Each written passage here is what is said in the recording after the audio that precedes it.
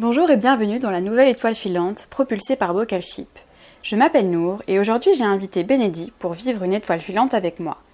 Un vendredi sur deux, nous t'emmenons dans une discussion sur un sujet qui nous questionne pendant plus de 15 minutes. Étoile filante car chaque épisode est la capture d'un instant présent éphémère où l'on se questionne spontanément sur un sujet différent. Bon visionnage, bienvenue dans l'émission Étoile filante. Je suis super contente de pouvoir échanger avec toi aujourd'hui. Pour moi, c'est un peu une évidence que tu sois là. Et j'avais bien envie d'aborder avec toi la question de la slow de manière générale. Parce que toi, tu es spécialisée en slow communication. Mais la slow, c'est un concept un peu plus global qui peut être appliqué à la mode. Ça peut être la slow fashion, la slow food. Et je pense que c'est un peu un état d'esprit aussi, une façon de vivre. Et du coup, en dehors de ton travail, on peut en parler aussi, mais j'avais vraiment envie d'en savoir un peu plus sur comment t'appliques cette idée-là à ta vie, si tu l'appliques dans ton quotidien. Enfin, en tout cas, qu'est-ce que ça veut dire pour toi, la slow, de manière un peu concrète dans tes valeurs et ta façon de vivre au quotidien? Alors je te dirais que la slow, c'est quelque chose qui m'accompagne en fait en tant qu'être humain, dans tous les aspects en fait de ma vie. J'ai un souvenir quand j'étais petit que ma mère me disait que j'étais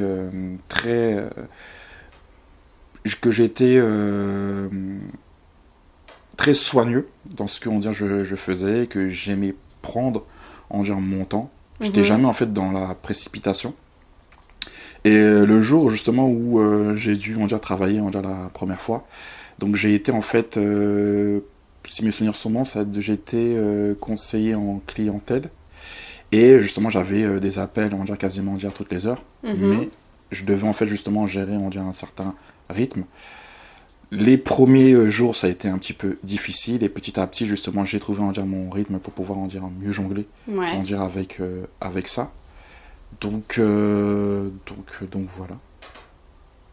Mais concrètement, qu'est-ce que ça veut dire déjà, qu'est-ce que ça veut dire pour toi la slow? Enfin, comment tu définis ce terme de slow qui est un peu obscur? Ça veut dire ralentir, prendre le temps, mais comment toi tu le perçois, tu le définis? Alors je te dirais que c'est quelque chose de personnel. C'est en fait aller à son rythme. Ouais. Pas en fonction des autres, mais en fonction de son propre rythme. Ce qui veut dire que par la même occasion, tu auras des choix. Des choix qui peuvent être discutés par d'autres. Mais si toi, de ton côté, tu te sens bien, justement dans cet état d'esprit, il faut y aller, quoi. Donc en fait, c'est un peu ce dont on parle régulièrement, c'est se reposer les questions de comment toi tu fonctionnes, quel est ton rythme, au lieu de se calquer. Enfin, moi, c'est comme ça que je le vois, où je me dis que ça me parle, au lieu de se calquer aux horaires, au rythme général qu'on essaye de t'imposer, ou juste que les gens ont de manière générale, c'est se reposer la question de quel est mon rythme, comment je fonctionne, et plus agir et vivre en fonction de toi, de tes besoins, des périodes.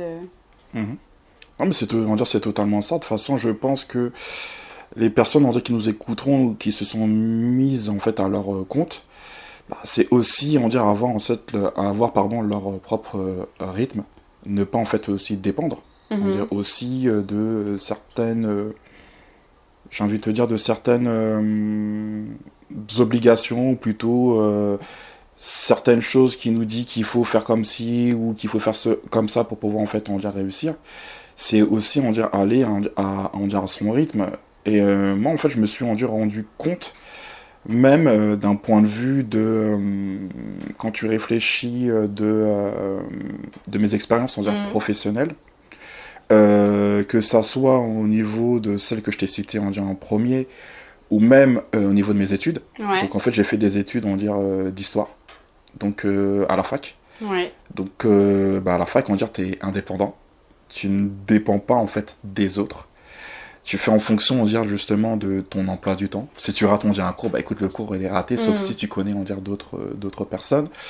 Que ça soit aussi pour, justement, payer mes études. Donc, je m'étais inscrit en agence d'intérim Donc je pouvais, on va dire, travailler à n'importe quel moment. Ouais. Souvent c'était pendant les fêtes, on va dire, de fin d'année. Ça pouvait être, on va dire, pendant les vacances scolaires pour pouvoir justement, on va dire, me payer, on va dire, certaines choses. Ouais.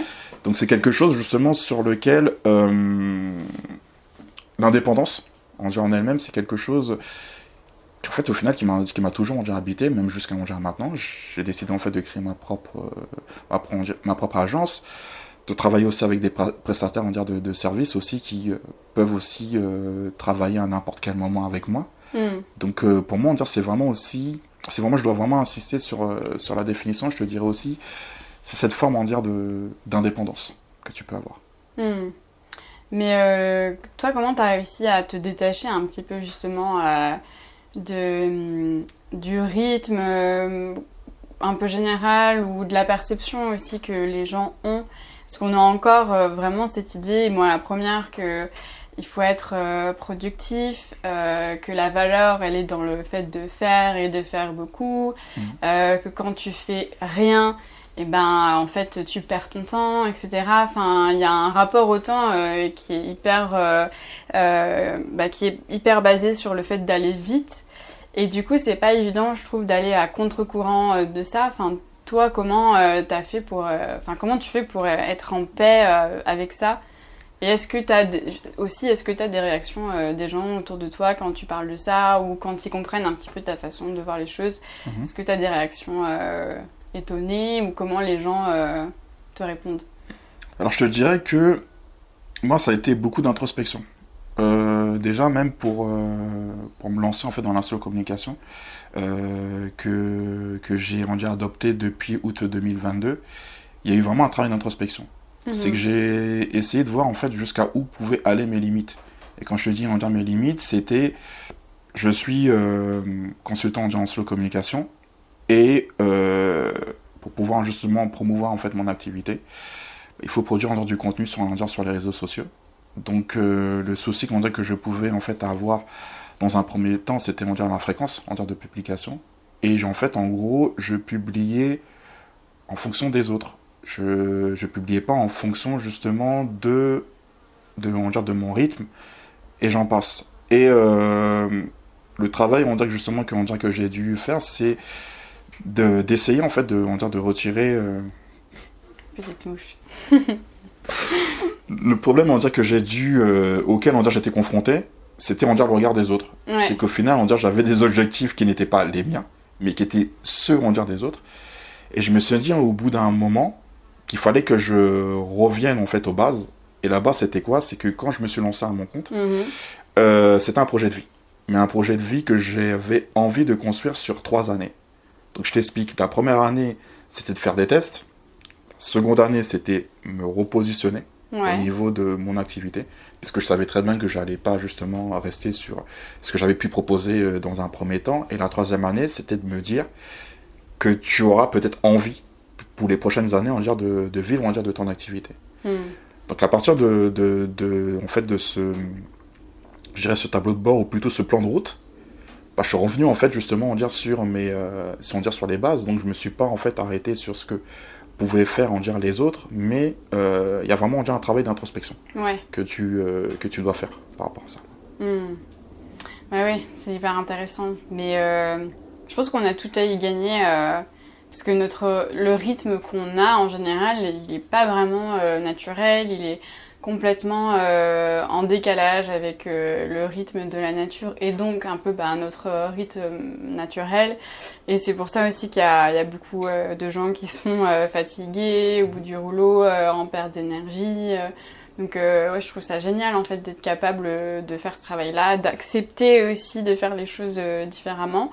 Et peut-être que tu as des conseils à donner justement, comment on fait pour ralentir le rythme, tout en parvenant aussi à faire ce que tu dois faire, parce qu'on a des obligations pour le travail, on a des obligations dans notre vie, il y a quand même des choses qu'on doit faire ou qu'on aimerait faire. Donc je sais pas si tu as des conseils pour faire cette transition, trouver un équilibre et quand même réussir à faire des choses que tu as besoin de faire, être satisfait, tout en respectant ton rythme. Je te dirais, écouter en fait sa santé. Parce que je pense en fait que notre corps ne trahit pas. je vais donner, on va dire, un exemple qui m'était, on va dire, arrivé. C'était à l'époque où je cherchais en fait un stage pour valider ma formation en community manager. Donc ça devait être en 2015-2016. Et donc pendant cette période-là, c'était une période qui était assez, on va dire, intense. Donc il y avait aussi bien les cours, il y avait aussi bien la recherche, on va dire, de stage. Ouais. Et je me rappelle que je faisais en fait des nuits blanches, insomnie. Et un matin, je me réveille paralysie faciale. Parce que dire qu'il y avait un côté on va dire, de mon visage qui était bloqué. Donc ce qui veut dire j'étais un petit peu en mode Sylvester Stallone dans la façon on va dire, de parler. Et je pense qu'à partir de ce jour-là, je me suis dit mais jamais en fait je vais me prendre la tête on va dire, par rapport on va dire, à des choses qui je sais, j'aurais en dire ces choses-là si je prends on va dire, le temps justement on va dire, d'aller chercher. Et j'ai trouvé on va dire, mon stage par la même occasion, mais à partir de là, je me suis dit, je me mettrai jamais autant de pression. Et si ça touche, on va dire, ma santé, on va dire jamais plus, on va dire, de la vie. Et même, on va dire, en général, que ça soit, on va dire, dans la vie, on va dire, de tous les jours, j'aime bien prendre, on va dire, mon temps. Il y a des habitudes, on va dire, une habitude que j'ai prise, c'est que je sors souvent sans portable. Quand je me balade, sauf si je vais à un événement et je dois, en fait, scanner un QR code, toutes ces compagnies, là, j'aurai mon portable.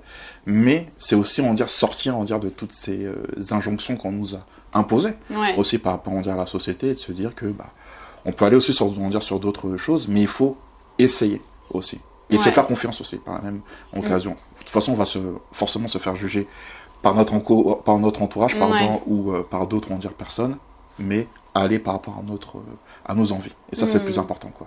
Ouais, c'est trop cool.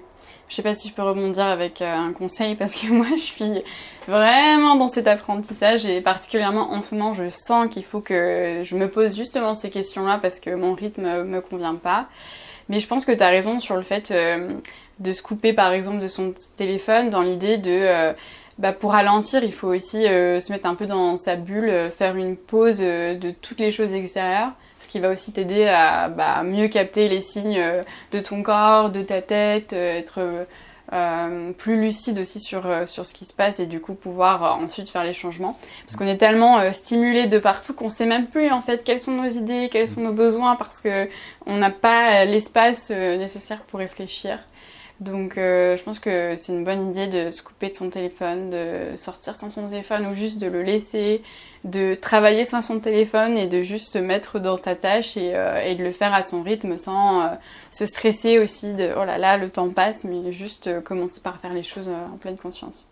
Je te dirais même pour rebondir à ce que tu dis, utiliser le temps à bon escient.